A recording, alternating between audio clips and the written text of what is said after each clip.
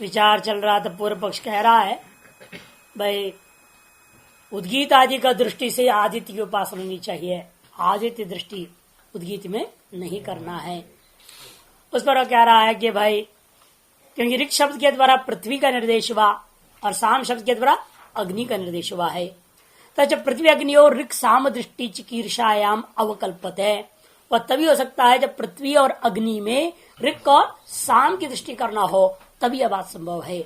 न ऋक् साम यो पृथ्वी अग्नि दृष्टि चिकीर्षायाम, ऋक् और साम में पृथ्वी और अग्नि का दृष्टि करने की इच्छा होता तो ऐसा उपदेश जो वहां है यमेव ऋक् अग्नि साम ऐसा नहीं कहते यहाँ ऋगेव यम साम एव अग्नि, ऐसा विपरीत क्रम में होना चाहिए।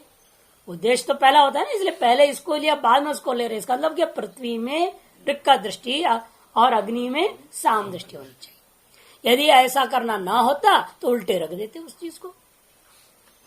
छत्तरी ही राज दृष्टिकरणात् राज शब्द उपचर्यते, जैसे छत्ता में राजा का दृष्टि करने पर उसको भी राजा शब्द प्रयोग हो जाता है, न राजनी क्षत्रिय शब्द। लेकिन राजा में किसी कारण क्षत्रिय दृष्टि कर भी दो तो भी इस राजा को क्षत्ता नहीं कहा जा सकता, उसको सारथी नहीं कह सकते आप। तद्वत यहाँ पर समझो। अपिच इतना ही नहीं, सप्तमी साफ साफ है, लोकेशु पंचविधम सामोपासित, लोकों में पंचम साम की उपासना करनी। अधिकरण वाचक साफ है, वहां पर स्पष्ट है। यदि अधिकरण निर्देशात लोकेशो साम अध्यस्तव्यमिति प्रतीयते, प्रकरण का आरंभ में उपक्रम में जो सप्तम्यंत लिया वो भी बोलता है लोकों में ही हमें साम आदियों का ध्यास करना है। एतद् गायत्रम प्राणेशु प्रोतम वेद, यहाँ भले देखो पहले नहीं है, गायत्रम पहला है बाद में प्राण है, लेकिन वहां प्राणेश में सप्तमी आ गया, इसलिए बाद में रखने के बावजूद भी उसी में गायत्र साम का दृष्टि में करना पड़ेगा, क्योंकि प्राणेशु सप्तमी सुस्पष्ट है। इति च एतदेवं दर्शयति, इति चैतत एवं दर्शयति, इस प्रकार से सुस्पष्ट ही यहाँ श्रुतियों ने दिखाया है। प्रथमा दृष्टेशु च आदित्यशु, और कहीं पर मान लो दोनों जगह प्रथमा है, जैसा पूर्वाधिकरण का विषय था आदित्यो ब्रह्म, वहां तो हमें समस्या नहीं, आपका कहा मान रहे हैं। वहां पर आदित्यशु चरम निर्दिष्टम ब्रह्म अध्यस्तम, चरम निर्दिष्ट जो ब्रह्म था वहां उसको आपने आदित्य में अध्यास किया, वैसे यहां पर भी करो। पूर्व पक्ष कहता है पूर्वाधिकरण न्याय को लगा रहा है, वहां चरम निर्दिष्ट को प्रथम निर्दिष्ट में दृष्टि करने को कहा, आदित्य ब्रह्म, तो ब्रह्म दृष्टि आदित्य में, सर यम एव ऋग, ऋग दृष्टि यम में पृथ्वी में होना चाहिए ना, पूर्वाधिकरण न्याय के अनुसार तो यही होना चाहिए। इसलिए कहते आप भी क्या आधार पर हम चले तो भी ऋग दृष्टि पृथ्वी में होना चाहिए, उद्गीत दृष्टि आदित्य में होना चाहिए, यही सब प्रकरण में आएगा। चरम दृष्टम ब्रह्म अध्यस्तम आदित्य ब्रह्म इत्यादिशु प्रथम निर्दिष्टाश्च पृथ्व्यादय चरम निर्दिष्टा हिंकारादय, और वर्तमान में क्या है, प्रथम निर्दिष्ट है पृथ्वी आदि, चरम दृष्टि हिंकार आदि, इसलिए हिंकार आदि का दृष्टि पृथ्वी आदि में करना यही उचित है पूर्वाधिकरण के आधार पर भी। ये सब पूर्व पक्ष कह रहा है। इत्यादि श्रुतिषु पृथ्वी हिंकार साफ है, सुस्पष्ट बात कह रहा है यहाँ पर। अतो अनंगेशु आदित्यादिशु अंगमति निक्षेप सिद्ध हो, पूर्व पक्ष अपना समाप्त करता है। इसलिए अनंगभूता आदित्य है, पृथ्वी है, अग्नि वगैरह क्या है, कर्मांग नहीं है, उन अनंगभूता उन तत्वों में कर्मांग का दृष्टि करना चाहिए। कर्मांग कौन है, उद्गीत है, हिंकार है, ये सब क्या है, कर्म का अंग है, कर्म का अंग साम है, साम का अंग है, अतएव कर्मांग है, कर्मांग का दृष्टि अनंगभूत आदित्यादि वस्तुओं में करनी चाहिए। एवं प्राप्ते ब्रूमः, अब जो सिद्धांत आरंभ करता है सब पूर्व पक्ष प्राप्त होने पर आदित्यादि मत एव अंगेशु उद्गीतादिशु क्षिप्येरन, आदित्यादियों की जो बुद्धि है, दृष्टि है, उसको अंगभूत उद्गीत आदियों में अध्यास करना चाहिए, उपासना करनी चाहिए। कुतः ऐसा ही करना उपपन्न होता है, उपपत्ति है, उपपद्यते ही एवं अपूर्व से निकर्षात आदित्यादि मति संस्क्रियमाणेषु उद्गीतादिषु कर्म समृद्धि, क्योंकि अंगों से क्या होता है, अपूर्व उत्पन्न होता है, अंगों से अपूर्व उत्पन्न हो गया, वो अपूर्व से ही कर्मफल की प्राप्ति होती है। और विद्या से संबद्ध हुआ संस्कारित हुआ जो कर्मांग है वो क्या होता है, वीरवत्तर हो जाता है, उत्कृष्ट फल देने में समर्थ। वो अपूर्व जो होगा वो मजबूत अपूर्व होगा, ज्यादा समय तक स्वर में टिकाने वाला होगा। क्योंकि यही वे विद्या वीरवत्तरम भवति इत्यादि के द्वारा स्पष्ट का सिद्ध किया है पूर्व पक्ष में का जवाब देता हुआ पूर्व अधिकरणों में। इसीलिए विद्या से हम आदित्य दृष्टि से कर्मांग को और मजबूत करेंगे, उससे कर्म का फल में समृद्धि होगी, यही उचित बनता है। इसे कहते हैं उपपतिथि ही एवं, ऐसा मानने पर ही उपपन्न होगा। क्यों? अपूर्व सन्निकर्षात, अपूर्व का सन्निकर्ष होने से। क्या अपूर्व सन्निकर्ष होगा? कहते आदित्यादि मत भी संस्क्रियमाणेषु उद्गीतादिषु अपूर्व सन्निकर्षात कर्म समृद्धि स्यात्। आदित्यादि दृष्टि को डाल करके आपने उसमें उद्गीत को क्या कर दिया, एक विशेष संस्कार से संस्कार, विद्या से संस्कारित हो गया वो। जैसे घी है, अब घी को शुद्ध कैसे करें, धोएंगे उसको क्या, पानी से है? केवल आवेक्षण दृष्टि किया आपने, उससे मान लो घी संस्कारित हो गया, अब ये हवन करने लायक हो गया। केवल दृष्टि से करते हो कि नहीं करते हो? अब उस घृत पहले भी ऐसा ही था, अब भी ऐसा ही है, दृष्टि करने से क्या फर्क पड़ा? नहीं, विधि कहा ना, आवेक्षण करने मात्र से भी वो संस्कारित होता है, तभी उससे अपूर्व पैदा। उस घी से यदि आप हवन करोगे तो वही घी अपूर्व पैदा करेगा, बिना आवेक्षण के घी को सीधा डाल दोगे तो उससे अपूर्व सिद्ध नहीं होगा। कह दिया तद्वत यहां पर भी दृष्टि मात्र से क्या हो जाता है, उद्गीत रूपा कर्मांग संस्कारित हो जाता है। संस्कृत वो जो उद्गीत रूपा अवयव है, कर्मांग है, वो क्या करेगा, कर्म फल की समृद्धि कर देता है। इसीलिए आदित्यादि दृष्टि से कर्मांगों में, आदित्य दृष्टि कहाँ करनी है, कर्मांग में करना ही उचित बनता है। क्योंकि छांदोग्य में निर्णय दिया, यदेव विद्या करोति श्रद्धेय उपनिषदा तदेव वीर्यवत्तरम भवति। जिस कर्म को हम उपासना के साथ करते हैं और श्रद्धा और रहस्यों को जान करके करते हैं तो निश्चित रूपेण वह कर्म वीर्यवान हो जाता है, अतिशय वीर्य वाला हो जाता है, वीर्यवत्तरम। इति च विद्या कर्म समृद्धि तुम दर्शयति, विद्या जो कर्म समृद्धि का कारण है, ये बात दर्शाया गया है। भवतु कर्म समृद्धि फलेषु एवं पूर्व पक्ष ठीक है, जो कर्म फल की समृद्धि के लिए उपासना कहे गए हैं वहां तो हम मान लेंगे, वहां हम मान लेंगे इन बात को। लेकिन जो फल कर्म फल से भिन्न देने वाले जो उपासना है, कर्म फल से भिन्न फल देने वाले हैं, वहां क्या होगा, वहां कर्म फल समृद्धि का प्रसंग तो नहीं रहेगा ना, क्योंकि वहां कर्म फल से निरपेक्ष फल को दे रहा है उपासना। तो उस स्थिति में क्या करोगे, कहता है भवतु कर्म समृद्धि फलेषु एवं, आप जैसे कर रहे हो वह बात हम वहां मान भी लेंगे जहां कर्म फल की समृद्धि के लिए उपासनाएं की जाती है।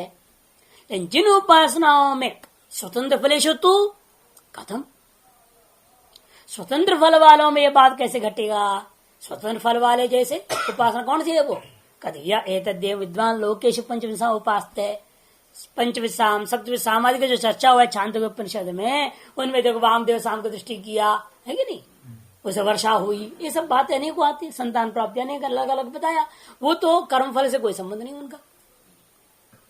उन उपासनाओं में कर्मांग में ये वो भी कर रहे हैं, लेकिन आप कर रहे हैं कर्मांग में, किंतु फल हो देगा स्वतंत्र आपको, गोदोहन न्याय से।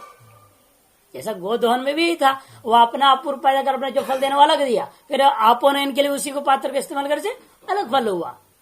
वो कर्तव्यता गो दोहन का पात्र पहले उपयोग हो चुका और अब पुरुषार्थ के लिए पृथक प्रयोग हो गया। तद्वत यहाँ पर भी सामगान जो हो रहा है वह कर्तव्य अपना फल तो देगा ही, उसके अलावा उसमें यदि दृष्टि किया जाए तो वो अतिरिक्त फल भी देने वाले हैं। यहाँ पर तो कर्म समृद्धि नहीं है ना, कर्म फल समृद्धि नहीं है, यहाँ कैसे घटाओगे।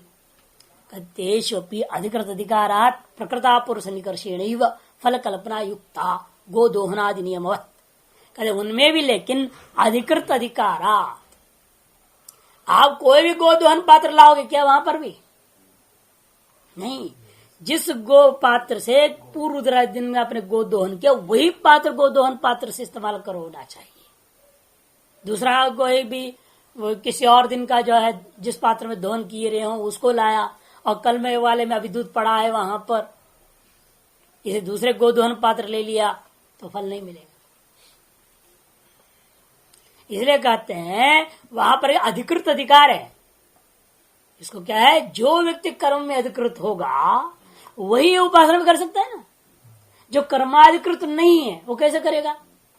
मान लो आप लोग चले जाओ कि याग हो रहा हो है और वहां याग में सामगान होने लगा और आपको पहले शिक्षा दी गई, आप समझ रहे हैं कहां से कहां तक हिंकार हो रहा है, कहां से आदि हो रहा है, कहां से क्या हो रहा है, कितनी मात्राओं को कैसे लेनी है, पंचविसाम है तो कैसा लेना है, सप्तविसाम कैसा लेनी है, आपको यदि ज्ञान है और आप उसे दृष्टि का बैठो और दृष्टि जो गान कर रहा है तो ध्यान पर उसकी उपासना करेंगे, आपको फल मिलेगा क्या। जो बताया गया फल मिलेगा नहीं मिलेगा, क्योंकि उसके लिए कहा जा रहा है जो कर्म में अधिकृत है। कर्माधिकृत ये यजमान जो है कर्म करा रहा है, कर्म हो रहा है, उस समय में उस उद्गीत के आदि का जब गान होता है हिंकार आदि उस उद्गाता के द्वारा उसमें यजमान जब दृष्टि करते यजमान को ही वो फल मिलता है। अरे वर्षा आदि की प्राप्ति के लिए क्या हर आदमी नहीं करता था, इसीलिए राजा करता था। मेरे देश में समय वर्षा हो राजा वर्षा के लिए यज्ञ कराता था और उस समय शाम गान में वो दृष्टि भी करता था वामदेव शाम की, तब जाकर के वर्षा होती थी। इसलिए यजमान को करना है ना, जो कर्माधिकृत नहीं है उसके लिए तो है नहीं है।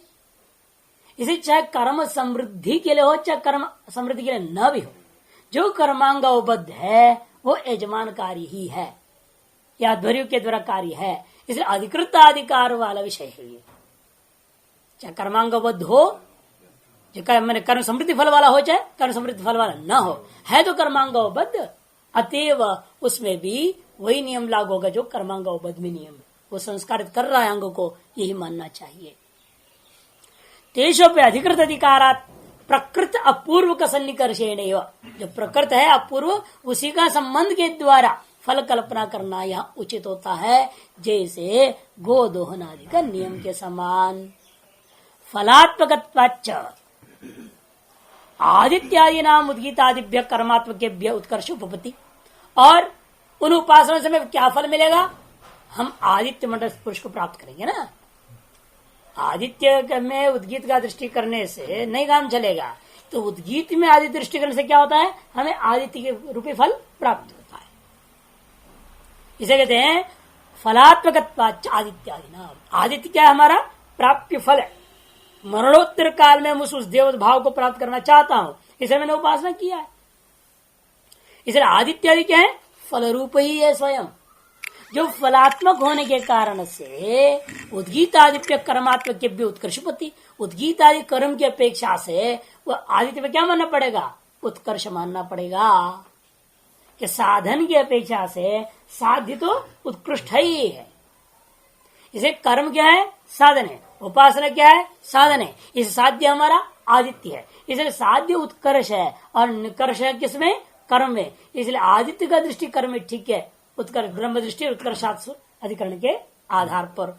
इसलिए जिसलिए आदित्य आदि उत्कर्ष पदार्थ हैं, इसलिए हमें सिद्ध हो गया कर्मांग अवध उपासनाओं में आदित्य आदि का दृष्टि ही हमें उद्गीत आदि में करना चाहिए। आदित्यादि प्राप्ति लक्षणम कर्म फलम शिष्यते श्रुतिषु, क्योंकि श्रुतियों में आदित्यादि रूप का प्राप्ति रूपा फल को ही कर्म फल रूपेण कथन किया हुआ है। अपि च इतना ही ओम इत्य दक्षिण उद्गीत उपासित खलवेत सेव अक्षर से उपव्याख्यानम भवति इति च उद्गीतम एव उपास्यत्वेन उपक्रम्य। आ गया ना, उपास्य आदित्य भी नहीं है, इसलिए आदित्य में दृष्टि करना हो तो उद्गीत दृष्टि, फिर क्या हो जाएगा, आदित्य होना चाहिए क्या, उपास्य, उसमें उद्गीत की धर्म की हम दृष्टि करेंगे। लेकिन उपक्रम किसके हुआ है, उद्गीत का। उपास्य कौन है वहां, उद्गीत, आदित्य नहीं। इसलिए आदित्य का दृष्टि उपास्य में किया जाता है, अनेक गुणों की जो दृष्टि की जाती है वो उपास्य में किया जाता है। इसे कहते हैं। उपक्रम को देखोगे तो भी उद्गीतम एवं उपास्यत्वेन उपक्रम्यो, उद्गीत कोई उपास्य उपक्रम करके आदित्यादि मथी विदधाति, आदित्यादि दृष्टियों का विधान किया गया है। अब अपनी बात कह दिया सिद्धांति ने, अपूर्व पक्ष एक शंका उठा करके खंडन करेंगे। ये तो उत्तम पूर्व पक्षी ने जो कहा था उद्गीत आदि मति भी उपास्यमान आदित्यादि कर्म भूयम भूत्वा फलम करिष्यन्ति थी। उद्गीत आदि मति से उपासना यदि उद्गीत आदि मति भी उपास्यमान आदित्यादि, उपास्यमान आदित्य क्या हो जाएंगे? उपास्य किसको ले रहा है? वो आदित्य। पूर्व पक्ष नहीं लिया था आदित्य की हम उपासना करेंगे, इसे क्या लाभ होगा? कहते उपास्य भूत आदित्य कर्म भाव कर्म फल भाव को प्राप्त कर, भूय मैंने फल भाव को प्राप्त करके, कौन सा कर्म फल को भाव को प्राप्त करके हमारे जो कर्म फल को अवश्य प्रदान करेगा। इति तदयुक्तम, वो उसका कहना ठीक नहीं है। क्यों? कर्मात्मकत्व प्राप्त कर फल कराएगा, ये बात नहीं कर सकते आप, क्योंकि स्वयं एवं उपासना से कर्मत्व, कि स्वयं ही वो उपासना का कर्म कोटि में आ चुका है, फलवत्व उपपत्ति। अतः उसके फलवत्व तो पहले से सिद्ध है, उसको आपकी उपासना से फलवत्व लाने की जरूरत नहीं है। आदित्यादि भावेनापि च दृश्यमानानाम उद्गीतादि नाम कर्मात् को तो न पायात, क्योंकि आदित्यादि भाव से दृश्यमान जो उद्गीत है, वह उपास्यमान जो उद्गीत है, उसकी कर्मात्मकत्व का हानि नहीं होता। आपने आदित्य दृष्टि से उद्गीत की उपासना करने से उद्गीत के कुछ और बन जाएगा क्या? उसे कर्मत्व नष्ट हो जाएगा? वो कर्म तो रहेगा ही, आप उसे दृष्टि करो न करो, वह तो कर्म ही। वो दृष्टि करने मात्र से उसका कर्मत्व नाश नहीं हो जाता है कि नहीं? क्योंकि उद्गीत एक क्रिया है, कर्म का अंगभूत क्रिया, उद्गान किया जा रहा है, उस अंग के अवयव का नाम रख दिया गया है। गायन का ही एक हिस्से का नाम आपने रख दिया उद्गीत। तो उस उद्गीत में हम जो दृष्टि करने मात्र से उद्गीत क्या कर्म नहीं रहेगा, गायन कर्म नहीं है वो। आप दृष्टि करने से उसी कर्मत्व हानि नहीं होता। इसलिए कहते देखो कि आदित्यादि भाव के द्वारा दृश्यमान होने उपास्यमान होने के बावजूद भी उन उद्गीत आदियों के अंदर विद्यमान जो कर्मात्मकत्व है उसका अपाय नहीं होता। तदेतद एतस्याम रुचि अद्योढ़ सामगीयते इति तो लाक्षणिक एव पृथ्वी अग्नि और ऋक् साम शब्द प्रयोग। तद एतस्याम रुचि, एतस्याम रुचि कहकर क्या कर दिया? किसी पृथ्वी रूपी का ऋचा में अध्यूढ़ होकर के अग्नि रूपी साम को गायन करता है। ये जो कहा जाता है सब लाक्षणिक है। पृथ्वी अग्नि और ऋक् साम शब्द प्रयोग। लक्षणाच और लक्षणा भी दो प्रकार की हो सकती है, या तो सन्निकृष्ट संबंध को लेकर के या विप्रकृष्ट संबंध को लेकर के भी हो सकता है। सन्निकृष्ट संबंध जैसा गंगायाम घोषा में, विप्रकृष्ट संबंध को लेकर जैसा सिंहो माणवक, सिंहो माणवक में, माणवक में जो सिंह के धर्मों का जो आप लक्षणा से ग्रहण कर रहे हो, क्रूरत्व शौर्यत्व आदि, या उसका बल वगैरह को ले रहे हैं, कैसे ले रहे हैं? सरिया बगल में खड़ा है वहां के सिंह, सन्निकर्ष है क्या सिंह का बालक का बीच में? अत्यंत पता नहीं कहाँ जंगल में है। सुना है कि सिंह भी ऐसे धारता, बड़ा हिम्मतदार होता है, बहुत ताकतवर होता है। वह सुने हुए धर्मों को आपने इस बालक में देख लिया और कह दिया सिंह मानव। अत्यंत विप्रकृष्ट संबंध को लेकर के भी हम लोग लक्षणा करते हैं। तो इस लक्षणा च यथा संभव सन्निकृष्टेन विप्रकृष्टेन वा स्वार्थ संबंधेन प्रवर्तते। इस लक्षण तो आपकी मर्जी, जहाँ जैसा होता है वहां करना पड़ेगा, एक नियम नहीं हो सकता इसमें। कहीं सन्निकृष्ट संबंध से कर लो, कहीं विप्रकृष्ट संबंध से करो, लेकिन हमेशा उस स्वार्थ का संबंध होना जरूरी। इसे लक्षणा का लक्षण क्या किया है? शक्य संबंधो लक्षणा, शक्यम किम स्वार्थम एवं, शब्द से यो अर्थ स शक्य, शब्द का जो अर्थ होता है उसी को शक्य कहते हैं। अर्थात स्वार्थ, स्व गए शब्द, उसका अर्थ, उसका जो संबंध, उसको छोड़ना नहीं है। स्वार्थ संबंध को जद लक्षणा में भी स्वार्थ संबंध होता है, अजद लक्षणा में भी स्वार्थ संबंध होता है, जद अजद लक्षणा में भी स्वार्थ संबंध होता है। कोई भी प्रकार का आप लक्षणा लीजिए, तीन प्रकार का जो बता गया, स्वार्थ त्याग कर रहे हैं हम, लेकिन स्वार्थ संबंधी में ले जा रहे हैं, और स्वार्थ को त्याग न करता हुआ स्वार्थ और परार्थ उभय को स्वीकार कर रहे हैं, वो अजद स्वार्थ हो गया। और जद जद में स्वार्थ को रखा, लेकिन किंचित अंश मात्रे नहीं हुआ और परार्थ में लक्षित कर दिया। भाग त्याग लक्षण ऐसे लगाते, भाग स्वीकार करना और भाग को त्याग देना। लेकिन सभी में क्या है, शब्द के अर्थ का पूर्ण रूपेण निरपेक्ष होकर के आप लक्षणा नहीं कर सकते। इसलिए कहते हैं स्वार्थ संबंधे न प्रवर्तते लक्षणा। तत्र यद्यपि ऋक् सामयो प्रतिव्यग्नि दृष्टि चिकीर्षा, यद्यपि वहां ऋक् और साम में पृथ्वी और अग्नि का दृष्टि चिकीर्षित है, फिर उल्टा क्यों बोला है वहां यमेव ऋक्? अरे तथापि प्रसिद्धयो ऋक् सामयोर भेदेन अनुकीर्तनात्, प्रसिद्ध जो ऋक् और साम है उनको भेद के द्वारा कथन किया। यद्यपि वास्तविक ऋक् और साम में कोई भेद नहीं है, साम कोई स्वतंत्र वस्तु नहीं है। ऋचा में ही अध्यारूढ़ होकर साम का गायन किया जाता है, ऋचा को छोड़कर केवल साम गान नहीं होता। इसलिए यद्यपि वो अत्यंत भिन्न भी नहीं है और अत्यंत अभिन्न भी नहीं है। वो नहीं तो साम नाम ही क्यों रखते, ऋक् एव साम, साम एव ऋक्, पर्याय हो जाएगा। अत्यंत अभिन्न भी नहीं, अत्यंत भिन्न भी नहीं। अतएव कहते हैं ऐसी स्थिति तथा प्रसिद्धियोर सामयोर भेदेन अनुकीर्तनात् पृथ्वी अग्नियोश्च सन्निधानात्, और सन्निकर्ष लक्षण है यहाँ पर, सन्निकृष्ट लक्षण है, क्योंकि पृथ्वी और अग्नि वहां सन्निकृष्ट भी है। तयोरेव एष ऋक् साम शब्द प्रयोग, इसलिए उन दोनों में ऋक् और साम शब्द का प्रयोग हुआ। ऋक् साम संबंधात् इति निश्चयते, ऐसा हमें निश्चय करना पड़ेगा।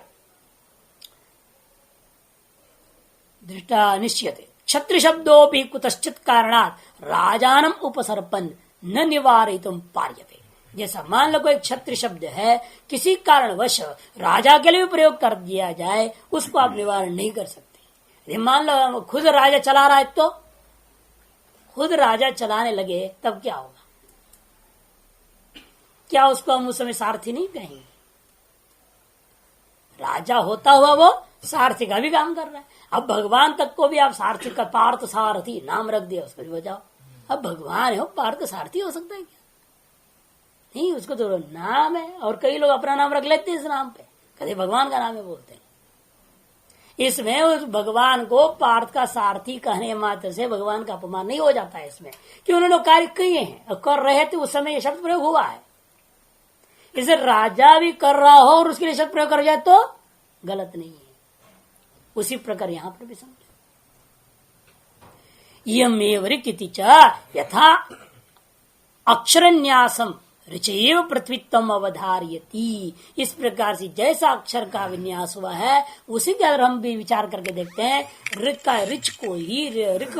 को ही पृथ्वीत्व का निश्चय कर दिया एव कह करके, पृथ्वी ऋक्त्वे अवधार्यमाणे यम ऋक् एव। यदि उल्टा होता, पृथ्वी में ऋक्त्व का अवधारण किए होते तो यमेव ऋक् ऐसा अक्षरन्यास होना चाहिए था, लेकिन है उल्टा।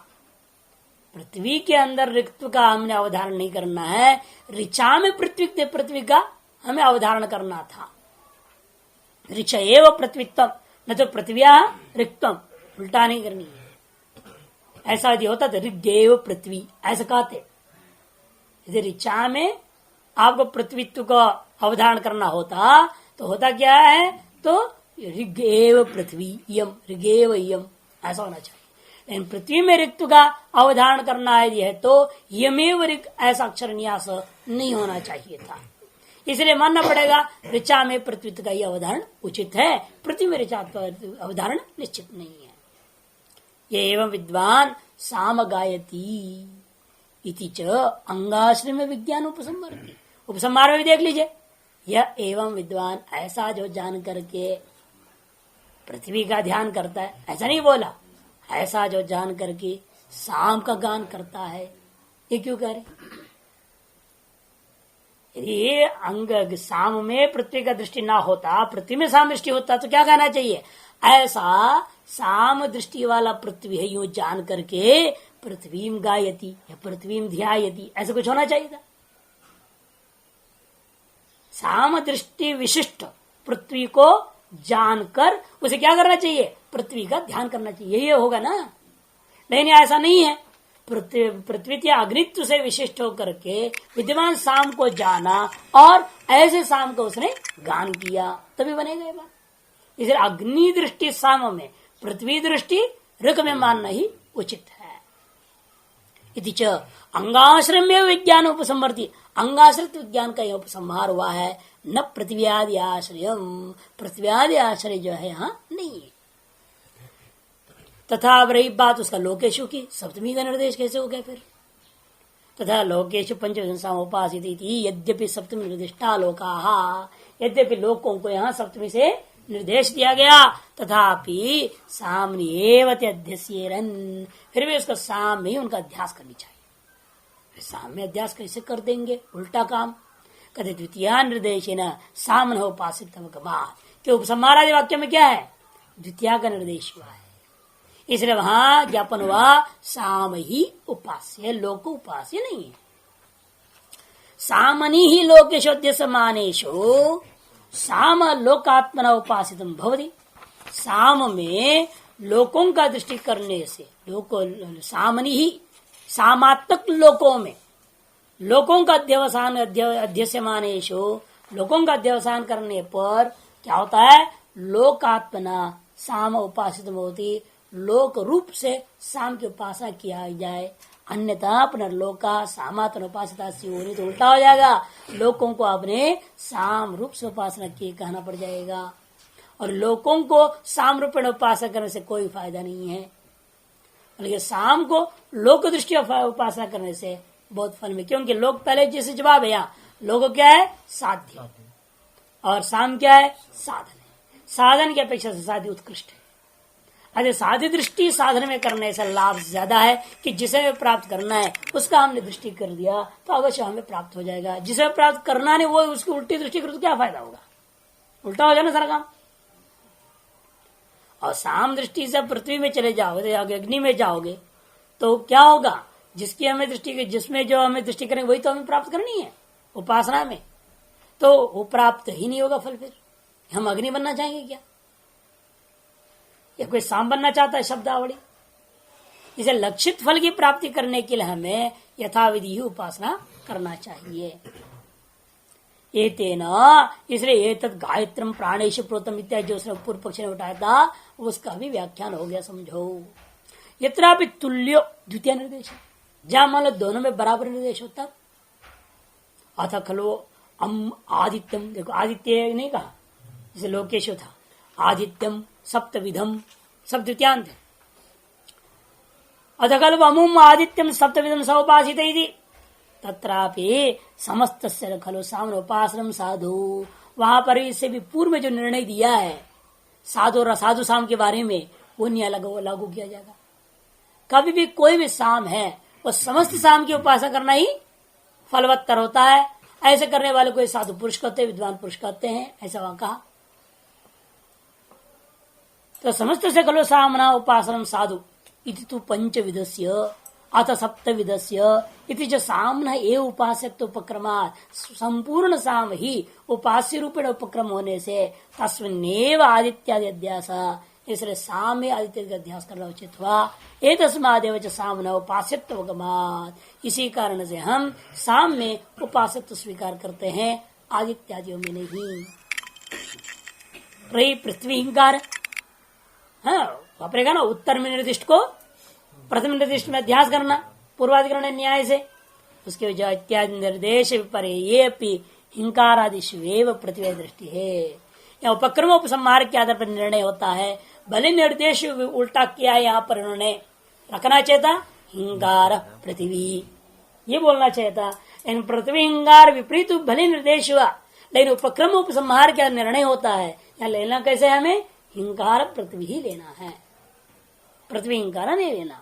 निर्देश विपर्य हिंकारादिषु एव पृथिव्यादि दृष्टि ही, तस्माद् अनंगाश्रय आदित्यादि मतयो अंगेषु गीताशु विक्षिप्य रणिति सिद्धम। इसलिए अनंगाश्रित आदित्यादि, अनंगाश्रया आदित्यादि जो दृष्टियां हैं, मति हैं, बुद्धि है, वह अंगभूत उद्गीत आदियों में ही करना चाहिए, ये सिद्ध हुआ।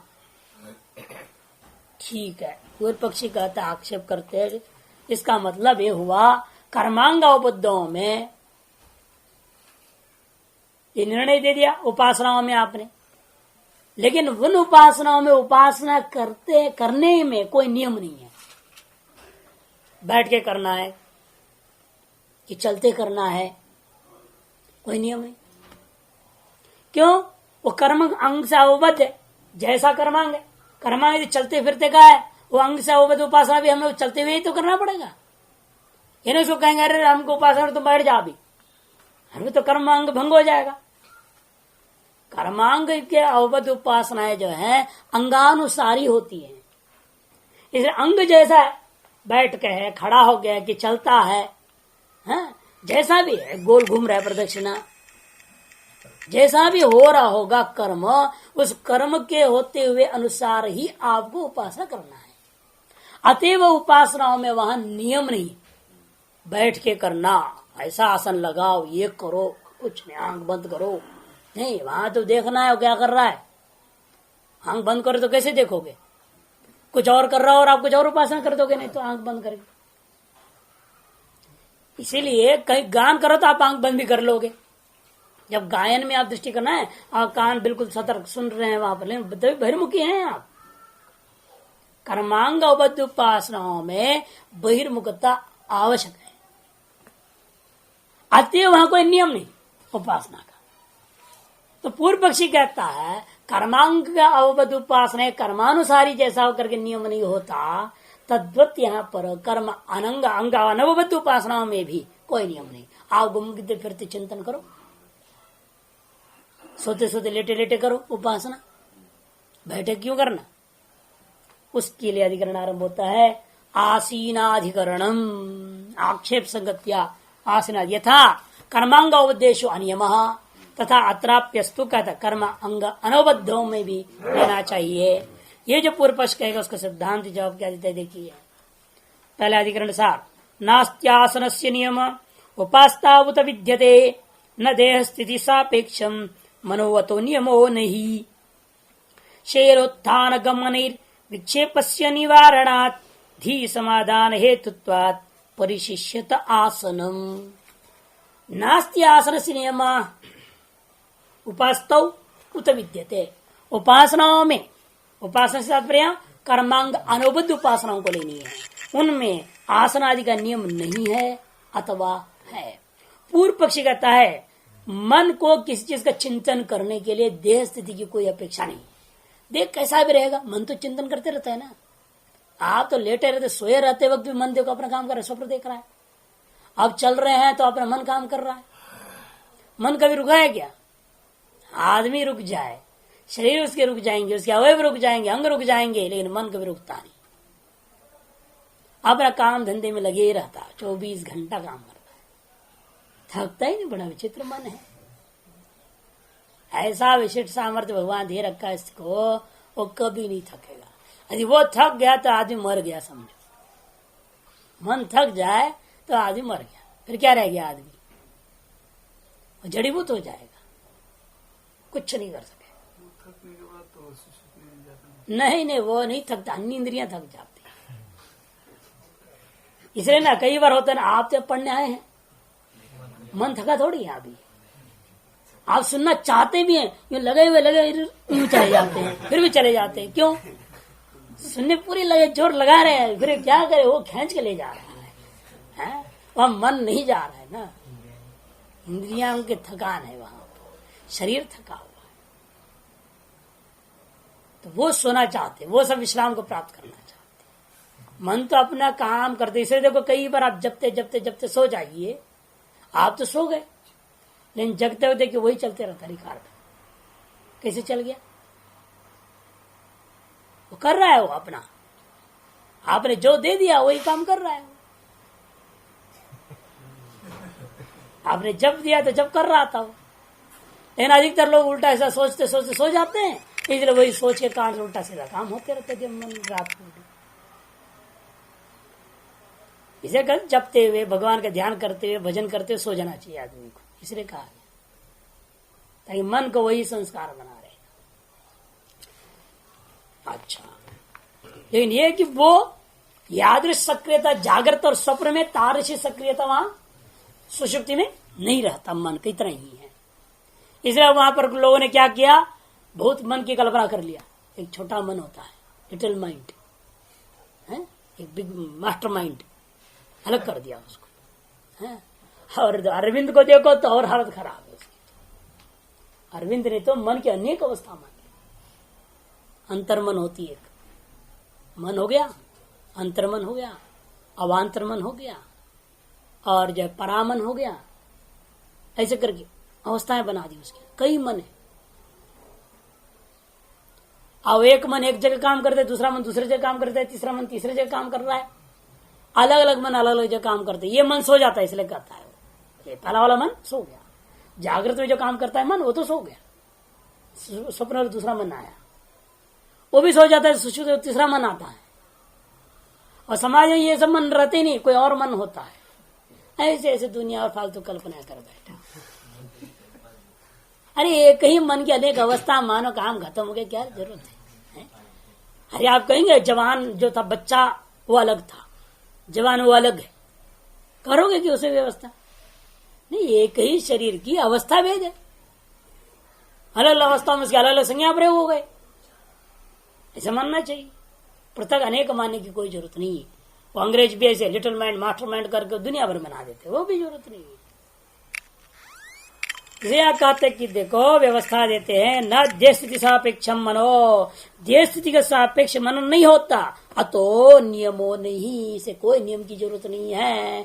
तो सिद्धांत कहते नहीं, जो कर्म निरपेक्ष उपासनाएं होते हैं ना, कर्मांग अनुबद्ध जो उपासनाएं होती हैं, वे उपासनाएं जो को आप मन शरीर की अपेक्षा अंतर्मुख होना पड़ेगा ना।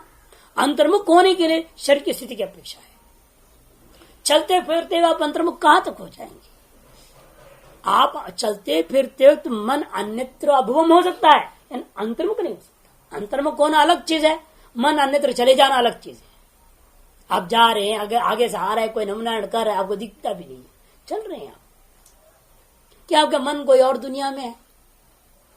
लेकिन वो अंतर्मुख नहीं है उस समय, उसको अंतर्मुख नहीं कहा जाता, वो किसी दूसरी दुनिया में है कहा जाएगा। सीधा और चिंतन में लगा हुआ है, वो अंतर्मुख नहीं है। अंतर्मुख होने के लिए तो शरीर का यम नियम आसन प्राणायाम की बहुत जरूरी है। इसलिए कहते हैं शयनोत्थान गमन विक्षेप से अनिवारण, कि शयन उत्थान, देखो शयन भी ले लिया, गमन सभी में क्या है, विक्षेप जरूर रहेगा, उसको आप रोक नहीं सकते। धी समाधान हेतुत्वात् परिशिष्यत आसनम, धी को एकाग्र करने के लिए ही यह उपासना है, कर्म निरपेक्ष उपासना है, अतएव आसन आदि की अपेक्षा है। ये बात सिद्ध हुआ। आसीन संभवात कर दिया। आसीना बैठ कर उपासना करनी चाहिए। क्यों? क्योंकि कहते संभवात, ऐसा करने पर ही इस मन को आप अंतर्मुख करके कर्म निरपेक्ष उपासनाओं को करने में समर्थ हो सकेंगे। कर्मांग संबद्धेषु तदुपासनेषु कर्मतंत्रत्वात् न आसनादि चिंता। साफ कह रहे देखो यह भाष्यकार, कर्मांग संबद्ध उपासनाओं में कर्माधीन है आप, इसीलिए वहां आसन आदि का विचार नहीं है। नाप सम्यक दर्शन, और ब्रह्म ज्ञान के लिए भी जरूरत नहीं है। ब्रह्मानुभूति हुआ, और कैसे होती ब्रह्मानुभूति? तो अनुभूति स्वरूप ही है, उसके लिए ऐसा बैठोगे होगा, वैसे बैठोगे तो होगा, ऐसा नहीं है। वो ये सब बैठना मन आदि को कंट्रोल करने के लिए। और ब्रह्म विद्या का साक्षात्कार जब होने लगता है तो उसके लिए कोई नियम नहीं। इसलिए सम्यक दर्शन होने के पश्चात, या तात्पर्य पश्चात, दर्शन के पूर्व तक के लिए जरूरत है। दर्शन के पश्चात जो है कोई आसन वाद्य कर नियम नहीं होता। ना भी सम्यक दर्शन उत्पन्ने सती, ऐसा अध्ययन कर लो वस्तु तंत्रत्व विज्ञान से, क्योंकि विज्ञान क्या है? वस्तुधीन है। इतरेषु तो उपासनेषु, इससे भिन्न उपासनाओं में किम अनियमेन तिष्ठन् आसीनः शयानो वा प्रवर्तेत उत नियमेन आसीन एव इति चिन्तयति। इसलिए इतर उपासनाओं में यहाँ विचार में करना, किम अनियमेन तिष्ठन्, कभी बैठते हुए करेगा, कभी झेलते फिरते करेगा, तिष्ठन् आसीन शयानो वा, या लेटे लेटे करेगा, तो चलता फिरता करेगा, अथवा कोई नियम है बैठ कर ही करना। आसीन एव इति चिंतयति, इस पर विचार किया जा रहा है। तत्र मानसत्वाद उपासनस्य अनियम शरीर स्थिति। कि उपासना तो मानस है और मन तो ये चलता फिरता भी कर सकता है, इसलिए जो है शरीर स्थिति की अपेक्षा नहीं है, आसन में बैठना कोई जरूरी नहीं है। इति एवं प्राप्ति ब्रवीति, ऐसे पूर्व पक्ष प्राप्त होने पर सिद्धांत कहते हैं नहीं, आसीन एव उपासित इति, बैठ करके ही उपासना करना पड़ेगा। कुतः संभवात, कर्म निरपेक्ष निर्गुण ब्रह्म चिंतन आदि उपासनाएं भी जितनी भी हैं वो सारी की उपासनाओं को बैठ करके ही करना है। कुतः संभवात, ऐसा करने पर ही असंभव हो सकेगा। क्यों? उपासना नाम समान प्रत्य प्रवाह करना, उपासना उसे कहते हैं जो समान विषय ज्ञान का प्रवाह करना, प्रत्येकतानता ध्यानम, वही उपासना का लक्षण है। न तद गच्छतो धावतो संभवती, और वो समान प्रत्यय प्रवाह दौड़ता हुआ चलता हुआ तो हो नहीं सकता। क्या वो सड़क भी देख रहे हैं ना, अब चलोगे तो सड़क नहीं देख के चलो, तो नाली में घुस जाओगे। देख के तो चलना है हमें, किस दिशा में जाना है, कहाँ जा रहे हैं, क्या है, आगे पीछे कोई गाड़ी घोड़ा आ रहा है, कुछ दिखते हुए चलोगे। अब चारों तरफ देखो तो विभिन्न प्रत्यय हो रहा है ना, रास्ते का प्रत्यय हो रहा है, आस पड़ोस का प्रत्यय हो रहा है, गाड़ियों की प्रत्यय हो रहा है, अनेक विषय प्रत्यय के बिना आप चल ही नहीं सकते।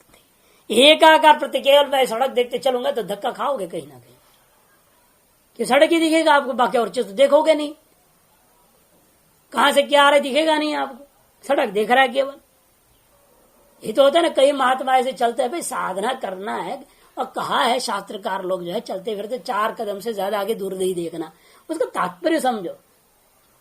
यानी कि इतने ही देख रहे हैं, और पीछे से मारा टेम्पो ने, हो गया हड्डी टूट, क्या होगा अभी, गया निर्मल अस्पताल, हड्डी तो टूट गई ना बेचारे। अरे उसका तात्पर्य समझो कि ये कि आप ज्यादा दूर की वस्तुओं को देख लग जाओ, विक्षेप बढ़ता है। ये कि 4 कदम नाप कर कितनी दूर में टिकाए रखो। कई ऐसे मूढ़ चलते हैं, साधक अपने आप को मानते हैं, और उन्हीं के साथ हो गई घटना। एक बार हुआ ना, ब्रह्मानंद आश्रम के महात्मा को मारा पीछे से उसने, टेम्पो वाले ने, हड्डी टूट गई रीढ़ की बेचारी।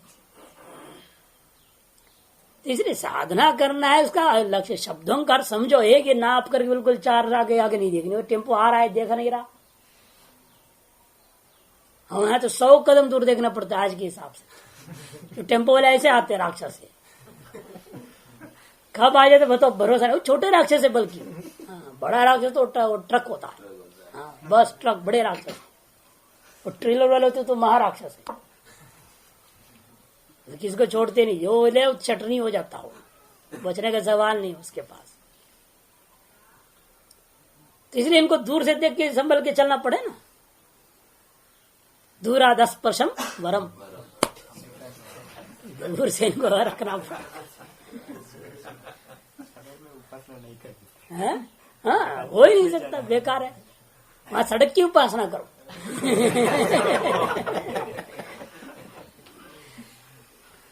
तो इसलिए कहते बैठ के करना पड़ेगा। गत्यादि नाम चित्त विक्षेपक, कि गत्यादि क्या है, चित्त का विक्षेपक होते हैं। तिष्ठतोपि देह धारणे व्यापृतम मनो न सूक्ष्म वस्तुनि निरीक्षण समम भवति। अब बताओ, जब बैठ करके भी आदमी लगा हुआ है तब भी सूक्ष्म तत्व को दृष्टि नहीं कर पा रहा है, तो चलते हुए कैसे कर लेगा, कहमत क्रिया है यहाँ।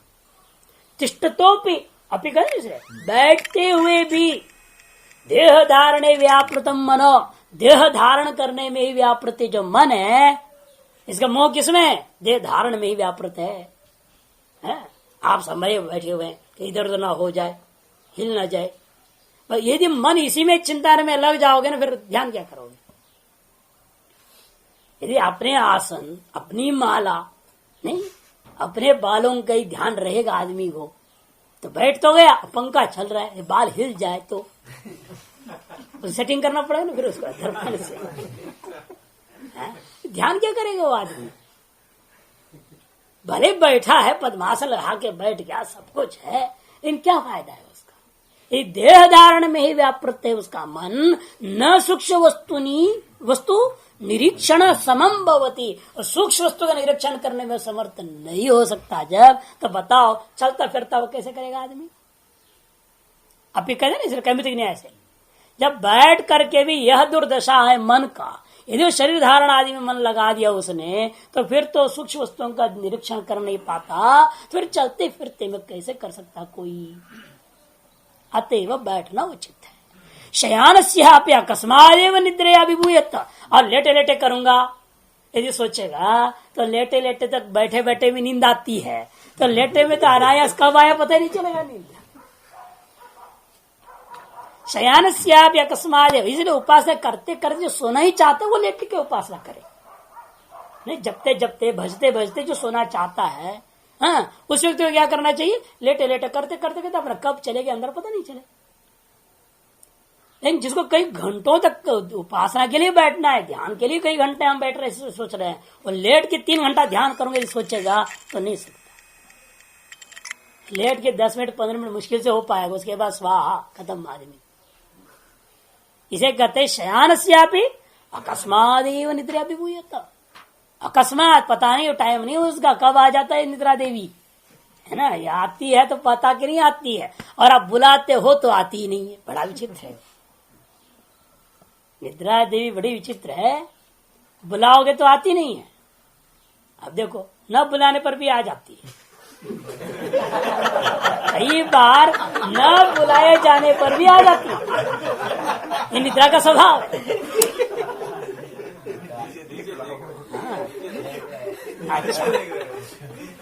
शयनस्यापि अकस्मादेव निद्रया विभूयत आसीन से तो एवं जाते हो भूयान दोष सुपरिहार, और बैठे हुए में तो कम से कम बहुत सारे दोष घट जाते, कम है, विक्षेप का कारण कम रहता है। आसीन से तो एवं जाति को भूयान दोष सुपरिहार, बहुत सारे दोष ना अपने आप परिहार हो जाता है बैठे रहने वाले को।